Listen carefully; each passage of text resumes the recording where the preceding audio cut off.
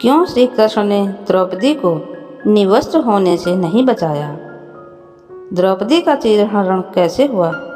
तो आइए जानते हैं इस कहानी के माध्यम से। महाभारत की कहानी अपने घरों में बचपन से सुनते आए हैं कि कैसे कौरव पांडव धूत क्रीड़ा के समय युधिष्ठिर ने द्रौपदी को दांव पर लगा दिया था और दुर्योधन की ओर से मामा शकुनी ने द्रौपदी को जीत लिया था। उस समय दुशासन ने कैसे द्रौपदी को बालों से पकड़कर घसीटते हुए सभा में ले आए। द्रौपदी ने जरा भी अंदाजा नहीं लगाया कि उसके साथ क्या होने वाला है। अब दुशासन से भरी सभा में द्रौपदी की साड़ी उतारने के लिए कहा गया। तब द्रौपदी को एहसास हुआ कि उन पर बड़ा संकट आया हुआ है।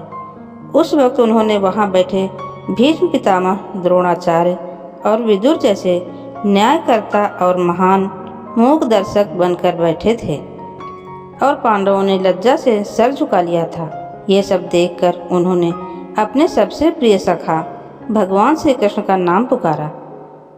उद्धव गीता या उद्धव भागवत में श्री कृष्ण के सखा उद्धव उनसे इस संबंध में कई सवाल करते हैं। आइए जानते हैं श्री कृष्ण उद्धव के प्रश्नों के क्या उत्तर देते हैं। उद्धव श्री कृष्ण से कहते हैं कि हे कृष्ण, आप पांडवों के प्रिय मित्र थे। आजाद बांधव के रूप में उन्होंने सदा आप पर पूरा भरोसा किया।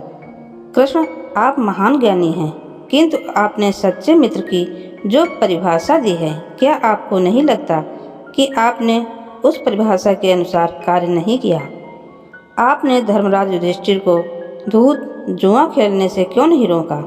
चलो ठीक है कि आपने उन्हें नहीं रोका, लेकिन आपने भाग्य को भी धर्मराज के पक्ष में भी नहीं मोड़ा।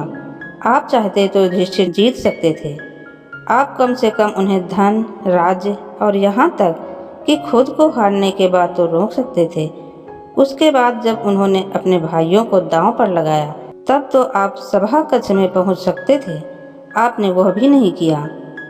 उसके बाद जब दुर्योधन ने पांडवों को सदैव अच्छी किस्मत वाला बताते हुए द्रौपदी को दांव पर लगाने को उकसाया और जीतने पर हारा हुआ सब कुछ वापस कर देने का लालच दिया, तब तो आप कम से कम हस्तक्षेप कर सकते थे।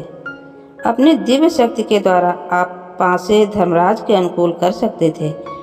इसके स्थान पर आपने तब हस्तक्षेप किया जब द्रौपदी लगभग अपना लज्जा खो रही थी। तब आपने उसे वस्त्र देकर द्रौपदी के लज्जा को बचाने का दावा किया। लेकिन आप यह दावा भी कैसे कर सकते थे? उसे एक आदमी घसीटकर सभा में लाता है और इतने सारे लोगों के सामने निर्वस्त्र करने के लिए छोड़ देता है। एक महिला का शील क्या बचा?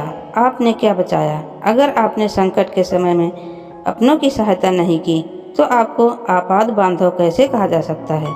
बताइए, आपने संकट के समय में सहायता नहीं की तो क्या फायदा? क्या यही धर्म है? इन प्रश्नों को पूछते पूछते उद्धव का गला रूंध गया और उनकी आंखों से आंसू बहने लगे। श्री कृष्ण का जवाब। दरअसल पांडवों ने श्री कृष्ण से प्रार्थना की थी कि वे उनके सभा कक्ष में न आएं जब तक कि उन्हें खुद बुलाया न जाए, क्योंकि वे श्री कृष्ण से जुआ छुप कर खेलना चाहते थे और वे नहीं चाहते थे भगवान कृष्ण को मालूम पड़े कि वे जुआ खेल रहे हैं। इस प्रकार उन्होंने श्री कृष्ण को प्रार्थना से बांध दिया था। जब दुशासन द्रौपदी को बाल पकड़कर घसीटता हुआ सभा कक्ष में लाया, तब द्रौपदी अपनी सामर्थ्य के अनुसार जूझती रही। तब भी द्रौपदी ने श्री कृष्ण को नहीं पुकारा।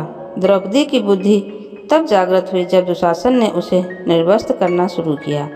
जब द्रौपदी ने स्वयं पर निर्भरता छोड़कर हरि हरि अभयम कृष्णा अभयम की गुहार लगाई, तब जैसे ही श्री कृष्ण को पुकारा गया, वह अविलंब पहुंच गए और उनकी सहायता की। वीडियो अंत तक सुनने के लिए आपको दिल से धन्यवाद। अगर वीडियो पसंद आए तो वीडियो को लाइक करें और चैनल को सब्सक्राइब करें।